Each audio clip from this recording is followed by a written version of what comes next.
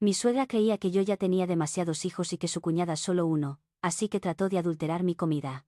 Sin embargo, desde el baño llamé a la policía antes de probar nada. No me casé porque quedé embarazada sin querer. Tampoco por presión familiar ni por miedo a estar sola. Me casé porque lo elegí. Mi esposo se llama Javier, es 2 años mayor que yo. Nos casamos cuando los dos ya teníamos laburo estable, cuando ya habíamos convivido lo suficiente como para conocer los defectos del otro, y cuando nos sentamos a hablar en serio sobre el futuro. En la tercera cita, Javier me lo dijo sin vueltas: quiero una familia grande. Yo no me reí, no esquivé el tema ni pensé que lo decía de chamullo. Le contesté en ese mismo momento que yo también. No por romanticismo, sino porque crecí en una familia numerosa y sé perfectamente que eso implica responsabilidad, sacrificio y cansancio. No fotos lindas para Instagram. Llevamos 7 años de casados. Hoy tenemos 3 hijos chicos, una nena de 6 años y 2 varones mellizos de poco más de 3. Y sí, estoy embarazada del cuarto. Ya sé lo que muchos piensan antes de abrir la boca: ¿no les da miedo quedarse pobres? ¿Qué son, conejos? Esas frases ya las escuché 1000 veces. Pero lo que la gente de afuera no entiende o no quiere entender es que cada uno de nuestros hijos fue el resultado de una decisión pensada. No fueron accidentes ni descuidos. No soy una mujer soñadora que cree que con amor alcanza. Sé muy bien lo que hago. Sé que criar hijos cuesta plata, energía y paciencia. Sé que hay noches sin dormir, días en los que una está destruida, momentos en los que te encerras en el baño con ganas de llorar porque ya no te queda fuerza ni para hacértela fuerte. Y aún así, elegí este camino. Nadie me obligó. La familia de Javier, vista desde afuera, es lo que muchos llamarían normal. Mi suegra doña Carmen siempre bien vestida, hablando bajito delante de los demás, de esas personas que suben fotos de los nietos a las redes y no paran de hablar de los valores familiares. Mi suegro murió joven, así que ella siempre fue vista con lástima y respeto. Los hermanos de Javier tienen sus propias familias, y cualquiera diría: ¿qué familia más ordenada? Yo también lo creí. Los primeros años de matrimonio pensé que había tenido suerte. Creía que si yo cumplía bien mi rol de esposa y madre, todo iba a encajar solo. Nunca fui de armar quilombo ni de andar desconfiando. Yo confío en la gente, hasta que me dan razones para no hacerlo. Y en ese momento todavía no sabía que detrás de esa fachada normal había algo podrido creciendo en silencio. Como una casa que por fuera se ve intacta, pero por dentro ya está comida por las termitas. No sabía que mi forma de vivir con intención tener varios hijos, vivir como realmente quiero, iba a convertirme en una molestia para alguien que, en teoría, debía ser mi familia. Si alguien me hubiera dicho entonces que el lugar más peligroso para mí y para mis hijos iba a ser justamente la familia de mi esposo, me habría reído, pensando que veía demasiadas novelas. Pero la vida real no necesita grandes guiones. Solo necesita suficiente silencio, suficiente careta, y la maldad justa, bien escondida.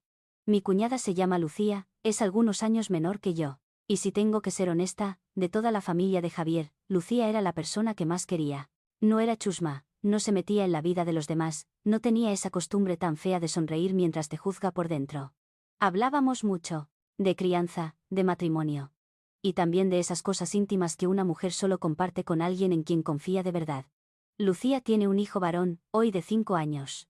Y ese va a ser su único hijo. Su embarazo fue una pesadilla. Y no exagero.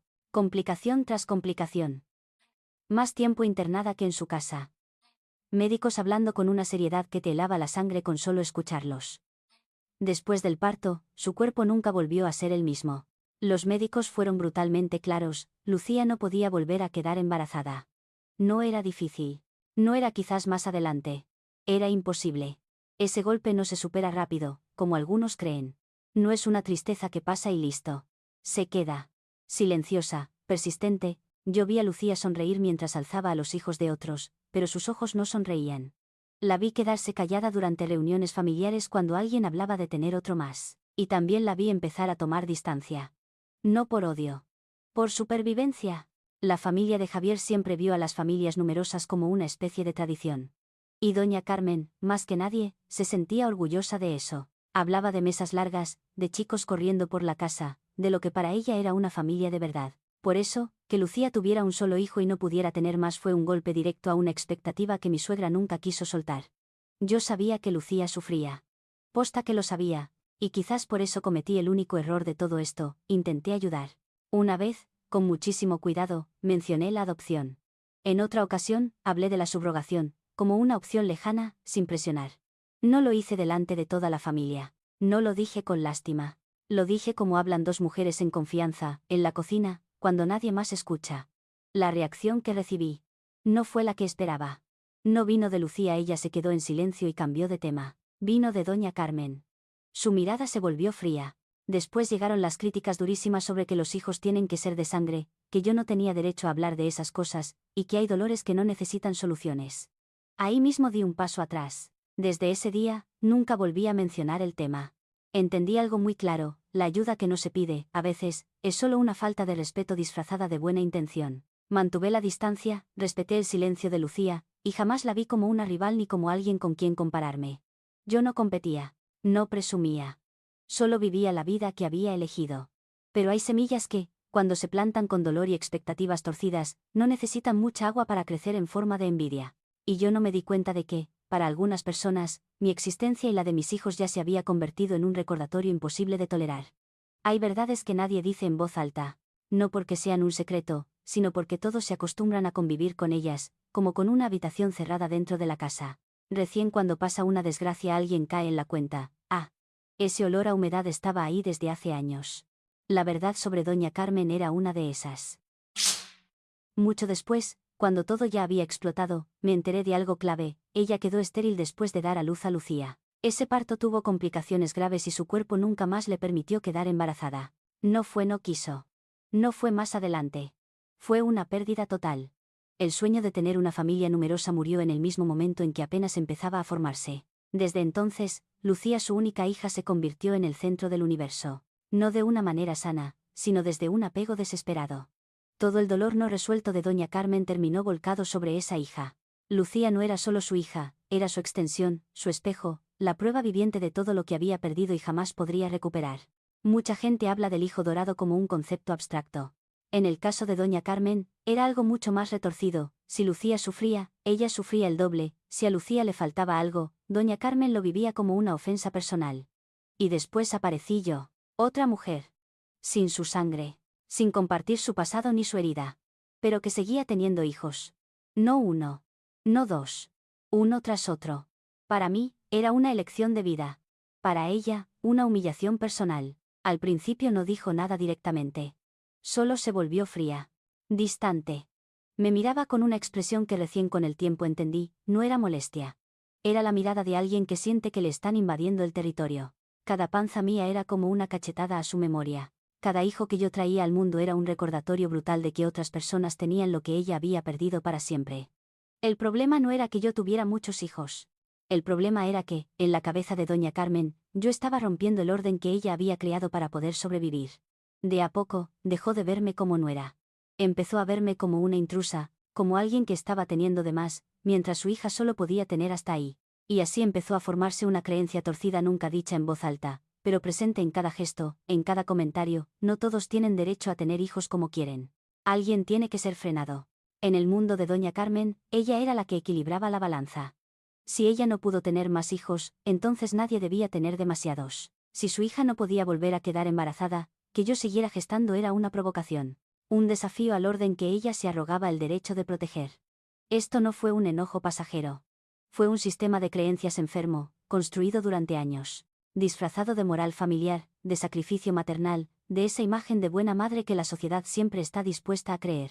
Cuando alguien se convence de que tiene derecho a controlar el cuerpo y la vida de otros en nombre de la justicia, de la familia, o de su propio dolor, la línea entre proteger y cometer un delito se vuelve peligrosamente fina.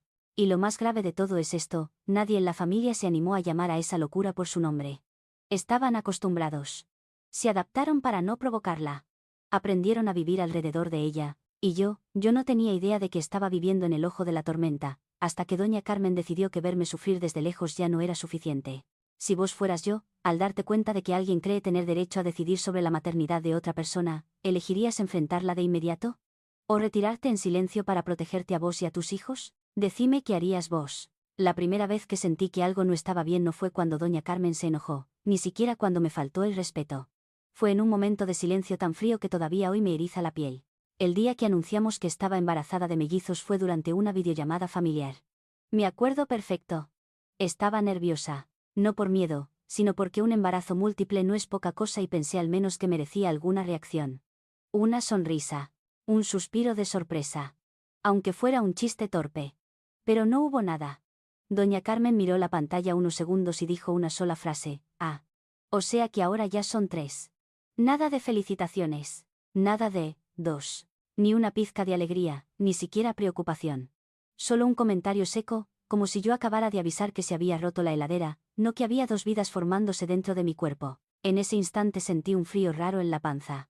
Lucía, que también estaba en la llamada, tuvo que intervenir. «Mamá, ¿no estás contenta?» Doña Carmen no respondió directamente. Dijo que estaba cansada, que ese día no se sentía bien, y cortó. La pantalla se apagó y nos quedamos ahí, mirándonos en silencio. Miré a Javier y le dije sin vueltas: «Esa reacción no es normal». Él suspiró. Ese suspiro típico de alguien que lleva años apagando incendios antes de que empiecen. Me dijo que su madre estaba pensando muchas cosas, que ella siempre era así, que yo estaba demasiado sensible por el embarazo. Y yo me convencí de creerle. ¿Por qué? ¿Cómo acusas a alguien solo por no estar lo suficientemente feliz? Ella no gritó. No insultó. No armó quilombo. Todo fue demasiado sutil como para señalarlo como un problema. Pero justamente eso fue lo que me inquietó. Era como una puerta que se cierra muy despacio, sin hacer ruido, pero vos sabés que del otro lado hay algo que no está bien. En los días siguientes, doña Carmen siguió comportándose de manera correcta. Preguntaba por los chicos. Mandaba regalos. Jugaba a la abuela dedicada delante de todos. Pero algo se había desacomodado. Yo lo sentía. No con la cabeza, sino con el cuerpo. Con ese instinto que solo tenemos las madres, empecé a notar su mirada, más larga de lo normal, clavada en mi panza. Su silencio cada vez que la charla giraba alrededor de embarazos. La forma en que cambiaba de tema rápido, como si escuchar un segundo más pudiera hacerla perder el control de algo que llevaba adentro. No tenía pruebas. No había insultos. No había gestos evidentes. Solo una sensación rara. Y un marido que, sin darse cuenta, se ponía siempre en el medio, haciendo de escudo para su madre con la frase de siempre. Mi mamá no tiene mala intención. Mirándolo ahora, ojalá hubiera confiado más en esa corazonada. Porque a veces las señales de alerta no gritan para llamar tu atención. Susurran. Y si no las escuchas, el precio que se paga no es solo el arrepentimiento. Cuando el test mostró las 2 rayitas, mi primera reacción no fue pánico. Fue silencio.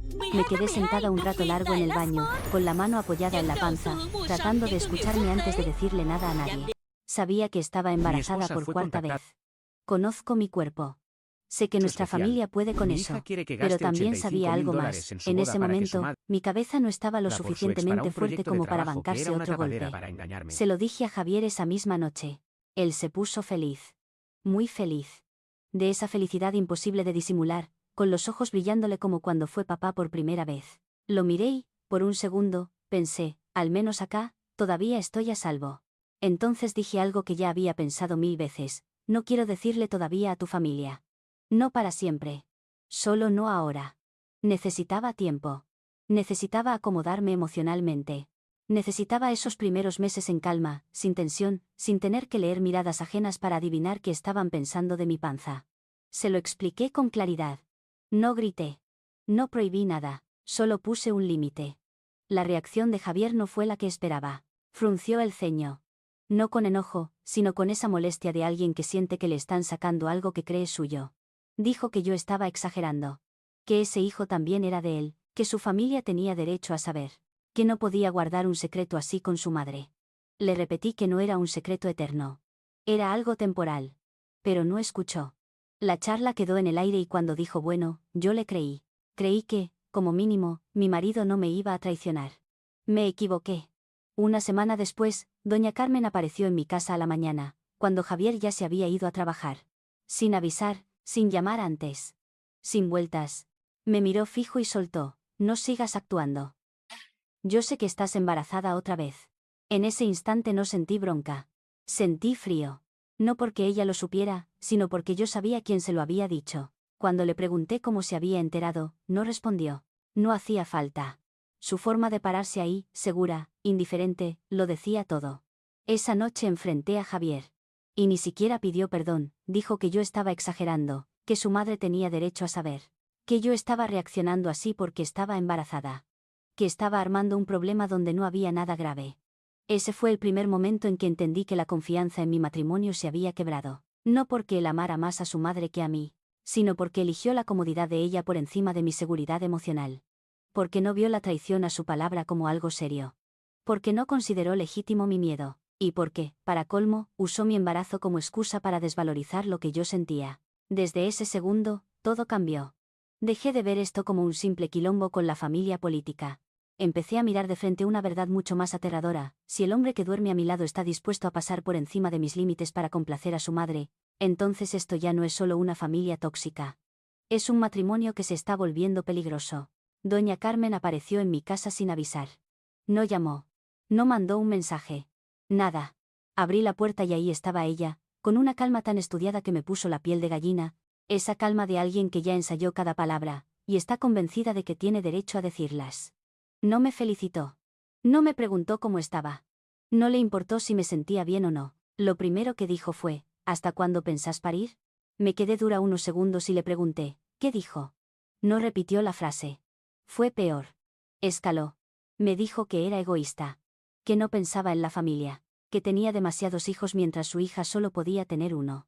Después clavó la mirada en mi panza, con un desprecio que todavía me quema al recordarlo, y largó palabras que jamás pensé escuchar de alguien que se llena la boca hablando de familia. Me llamó vaca, dijo que era una cosa que abre las piernas para reproducirse sin límite. Que paría como un animal. Que no tenía dignidad. Que no tenía empatía por el dolor ajeno. Yo escuchaba cada palabra y en mi cabeza solo resonaba una idea clarísima: esto ya no es un insulto. Le pedí que parara. Le dije que se fuera de mi casa. No paró. Volcó todo sobre mí: el dolor de Lucía, su propia historia, todo lo que ella no pudo tener. Todo, absolutamente todo, pasó a ser culpa mía. Como si mi cuerpo fuera un crimen simplemente por poder hacer lo que el suyo no pudo. Y entonces dijo algo que me heló la sangre. Inclinó un poco la cabeza, bajó la voz y dijo que yo debía tener cuidado, porque el estrés durante el embarazo no es bueno para el bebé. No fue un consejo. No fue preocupación. Fue una amenaza disfrazada. Lo suficientemente ambigua para negarla después, pero lo bastante clara como para que yo entendiera exactamente a qué se refería. En ese momento dejé de sentir bronca. Sentí miedo. No miedo histérico, miedo lúcido. El miedo de una madre que se da cuenta de que la persona que tiene enfrente ya no la ve como un ser humano. Cuando alguien te despoja de tu dignidad con palabras, está peligrosamente cerca de justificarse para cosas peores. Le exigí que se fuera. Le dije que si no salía de mi casa en ese mismo instante iba a llamar a mi marido. Y a la policía. Ella se rió. Una risa corta, seca. Y dijo que yo estaba exagerando. Que era demasiado sensible. Que pensara en la familia. Cuando la puerta se cerró detrás de ella, me apoyé contra la pared. Las manos me temblaban tanto que no podía sostener el celular. Ahí lo entendí todo. Desde ese segundo, todas las fronteras habían desaparecido. Esto ya no era una suegra difícil. Esto no era un conflicto familiar. Esto era un peligro real. Para mí, y para el hijo que estaba creciendo dentro de mí. La cena de esa noche, a simple vista, era completamente normal. La mesa llena. Los chicos riéndose. El olor conocido de la comida. Doña Carmen moviéndose por la cocina con esa imagen de mujer ocupada por su familia. Si alguien hubiera mirado desde afuera, habría visto una escena tan cálida que resultaba confiable. Y justamente eso era lo más aterrador. Me senté a la mesa con una sensación rara en el pecho. No era una preocupación vaga. Era una lucidez tensa, como si cada nervio estuviera en alerta máxima. Después del cruce que habíamos tenido antes, yo sabía una cosa con certeza: doña Carmen no había venido a hacer las paces. Pero jamás imaginé que iba a llegar tan lejos. Ella misma sirvió los platos. Cuando apoyó el mío frente a mí, me miró rápido apenas un segundo y enseguida desvió la mirada. Un gesto mínimo, tan fácil de pasar por alto. Si no estuvieras atenta. Pero yo lo estaba. ¿Por qué soy madre? Y porque sabía que ella sabía perfectamente algo muy concreto. Tengo una alergia grave, una de esas que pueden ser mortales si consumo lo que no debo. Toda la familia lo sabe. Convivo con eso desde chica. Terminé en el hospital más de una vez. Esto no es algo que alguien pueda olvidar. Cuando agarré el tenedor, el olor no tenía nada raro. Pero mi instinto estaba a los gritos. Empecé a revolver la comida despacio, más para tranquilizarme que por otra cosa. Y entonces lo vi, pedacitos diminutos, mezclados con cuidado. Tan bien disimulados que, si no los buscabas, no los notabas. Aquello que nunca puedo comer. El corazón me empezó a latir fuerte, pero la cabeza se me enfrió de una manera extraña. No entré en pánico. No grité. Solo hubo un pensamiento, clarísimo: si como esto, mi hijo corre peligro. Doña Carmen empezó a insistir para que comiera. No de forma directa. Lo hizo con frases disfrazadas de preocupación: come, es por el bien del bebé. Estás embarazada, no podés no comer. Este plato lo hice especialmente para vos. Cada frase era una presión más. Un nudo invisible apretándome el cuello. Dije que no me sentía bien. Que tenía náuseas. Que prefería esperar un poco. Ella, no paraba. Me miraba fijo, como si creyera que con un solo bocado todo se terminaba. En ese momento lo entendí, esto ya no era una provocación. Era una prueba de vida o muerte. No me levanté. No armé escándalo. Me quedé sentada. Dejé el tenedor sobre el plató. Mantuve la voz tranquila, tan tranquila que hasta yo me sorprendí. Sabía que si reaccionaba fuerte, ella iba a tener tiempo de dar vuelta a la historia. Y sabía algo peor todavía, si comía, quizás no iba a tener otra oportunidad. Elegí vivir. Elegí a mi hijo. Adentro mío, el instinto maternal tomó el control por completo. Ya no había miedo. Ni dudas. Solo una certeza fría y absoluta, esa mujer acababa de cruzar la última línea. Mientras yo fingía normalidad frente a un plato que podía matarme, entendí algo con una claridad brutal, desde ese instante, no había marcha atrás. Esto no podía Đầu tiên llamarse bấm un thịt con ớt malentendido. để xem mình No đã tăng podía mắc hay không llamarse un chưa. arrebato emocional. Era un acto deliberado. Y yo al no comer me había salvado a mí. Y al bebé que crecía dentro de mí. El precio de ese silencio fue el terror. Pero la recompensa fue la verdad. Cruda. Irrefutable. No me levanté a dar vuelta a la mesa. No grité. No me largué a llorar. Tampoco enfrenté a doña Carmen delante de todos.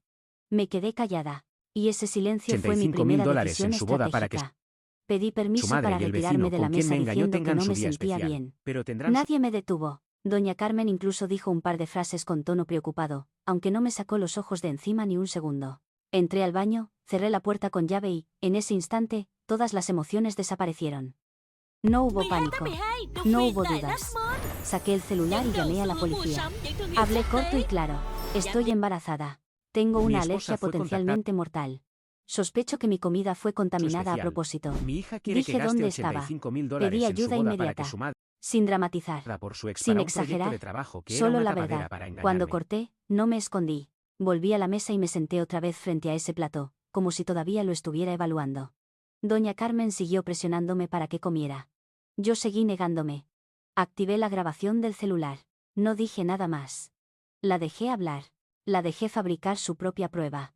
A los pocos minutos, sonó el timbre, entraron 2 policías. El ambiente se congeló. A los chicos los sacaron de la habitación. Me levanté y dije que yo había llamado. Señalé mi plato y expliqué que sospechaba que contenía el alérgeno. Detallé mi historial médico, las amenazas previas de doña Carmen y el hecho de que ella insistiera una y otra vez para que comiera, pese a mis negativas. Revisaron la comida. No tardaron mucho, solo mi plató estaba contaminado. Los demás estaban limpios. No hubo contaminación cruzada. No fue un error. No fue para todos. Cualquier intento de excusa se cayó en el acto. Vi cómo a doña Carmen se le borraba la compostura. Ya no estaba serena. Ya no jugaba a la víctima. Solo quedaba esa confusión amarga de alguien que acaba de ser expuesto. La policía le preguntó a mi marido por mi alergia. Él la confirmó. Preguntaron por conflictos anteriores. Entregué la grabación. Expliqué que no había comido porque tenía miedo por mi bebé. Que no hice escándalo porque no quería darle tiempo a ella para cambiar la historia.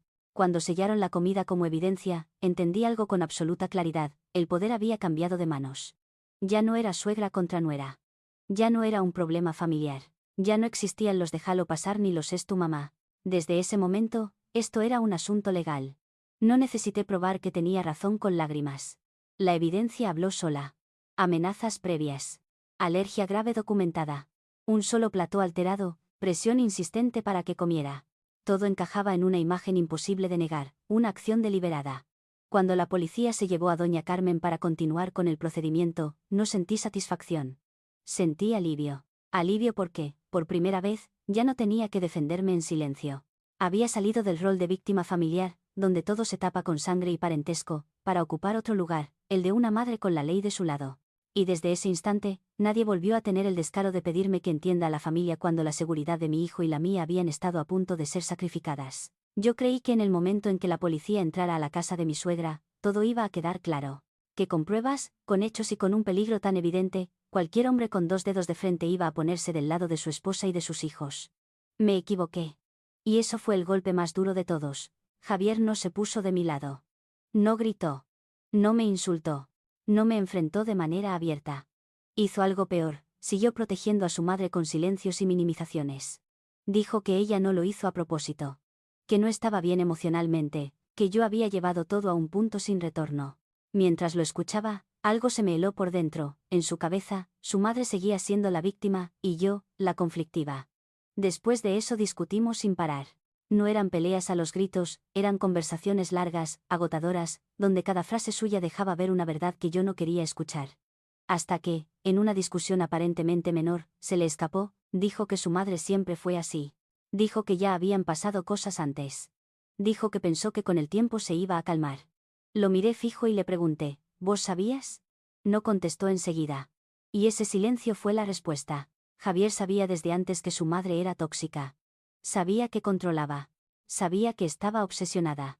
Sabía que ya había lastimado a otros dentro de la familia. Y aún así eligió callarse. Eligió encubrir. Eligió esperar que, si nadie la enfrentaba, nada se saliera de control. El problema es que el límite ya había sido cruzado hacía mucho. Solo que recién cuando me tocó a mí y a mis hijos, ese silencio mostró lo que realmente era, complicidad. Cuando entendí eso, dejé de llorar. Dejé de discutir. Lo único que sentí fue una claridad brutal. El peligro no venía solo de la mujer que me había insultado, amenazado y tratado de hacerme daño. El peligro también venía del hombre que juró cuidarme, y eligió la comodidad de su madre por encima de la seguridad de su familia. Un hombre puede decir que te ama. Y aún así traicionarte por no actuar cuando más hace falta. Supe en ese momento que no podía seguir en ese matrimonio. No por bronca, sino porque nuestros valores ya no se cruzaban. No podía criar a mis hijos al lado de alguien capaz de cerrar los ojos frente al peligro solo porque venía de la familia. No podía compartir la cama con un hombre que sabe que hay una víbora en la casa y prefiere callarse para no incomodar a quien la alimenta. Por eso decidí divorciarme. No desde el llanto. No desde la desesperación, desde una lucidez dolorosa. Empecé a hablar con abogados. Empecé a juntar todo, pruebas, audios, antecedentes, testimonios. No para vengarme. Para pelear por la tenencia de mis hijos. Porque a esa altura lo tenía clarísimo, si yo no me levantaba, nadie iba a hacerlo por mí. Mi matrimonio no se rompió solo por una suegra cruel. Se rompió porque mi marido falló en lo más básico, proteger a la familia que él mismo había elegido formar. El juicio no fue como en las películas. No hubo música de fondo. No hubo momentos épicos armados para emocionar. Solo hubo hechos. Desmenuzados uno por uno, fríos, implacables, doña Carmen fue condenada a prisión por poner deliberadamente en peligro mi vida y la de mi bebé. Las pruebas eran imposibles de negar, antecedentes de amenazas, una alergia mortal conocida por todos, un solo plató contaminado, y una cadena de presiones constantes para obligarme a comer. No había margen para la duda. Ella no confesó. Lloró. Se declaró víctima. Dijo que yo había destruido a la familia. Pero la ley no escucha relatos de autocompasión. La ley observa conductas. Y esas conductas habían cruzado todos los límites. Y no terminó ahí. Mientras esperaba cumplir la condena, reincidió. Otro episodio. Otro estallido. Y esta vez no hubo nadie que la protegiera. Una causa sobre otra. Una condena más. La puerta se cerró definitivamente. No sentí satisfacción. Solo vi el final inevitable de alguien que había vivido demasiado tiempo creyendo que tenía derecho a decidir sobre la vida ajena. La familia le dio la espalda. No porque yo convenciera a nadie, sino porque ya nadie podía negar la realidad. Lucía cortó todo contacto. Personas que antes habían callado, esta vez hablaron. Tarde, sí, pero con firmeza. Doña Carmen pasó a ser evitada, aislada, marcada con una etiqueta que nadie quiere cargar, peligrosa. ¿Y Javier? Él pagó de otra manera. El divorcio fue más rápido de lo que imaginé. No porque él estuviera de acuerdo, sino porque las pruebas no le dejaron opción. Obtuve la tenencia completa de mis hijos. No por venganza, sino porque no podía exponerlos al riesgo de volver al mismo círculo de control. Javier perdió más que un matrimonio, perdió reputación, perdió la confianza de su entorno y perdió muchísimo en lo económico. Cuotas, gastos legales y una verdad dura, elegir el lado equivocado también es una elección, y toda elección tiene consecuencias. Me mudé. Cambié de número. Reconstruí mi vida de la forma más tranquila posible. Mis hijos duermen mejor. Se ríen más. Ya no hay reuniones familiares tensas, ni miradas que juzgan, ni ese miedo invisible flotando en el aire. Di a luz a mi hija menor en paz. Por primera vez en mucho tiempo, me sentí libre. No me veo como una heroína. Soy solo una madre que eligió el instinto de supervivencia en lugar de la sumisión aprendida. Aprendí algo que ojalá hubiera sabido antes, cuando alguien está tan obsesionado que cree tener derecho a controlar el cuerpo y la capacidad reproductiva de otra persona, eso ya no es una familia difícil. Eso es un peligro. Obsesión reproductiva, más control más envidia igual a crimen. El delito no siempre empieza con golpes. A veces empieza con humillaciones, con miradas frías, con consejos venenosos disfrazados de moral familiar. Y si lo dejas pasar, si te convences de que seguro no llega a tanto, estás apostando con tu propia seguridad. Mis hijos y yo salimos de ese círculo. No por suerte, porque actué cuando era imprescindible hacerlo. La ley estuvo de mi lado. La verdad estuvo de mi lado. Y el karma hizo el resto. Si vos estás en una familia donde se cruzan límites, donde el control se disfraza de amor familiar, ¿vas a seguir callando para mantener la paz o vas a levantarte para protegerte a vos y a tus hijos? Contame qué pensás en los comentarios. Y si esta historia te hizo abrir los ojos, no la ignores. La seguridad no es egoísmo. La seguridad es un derecho.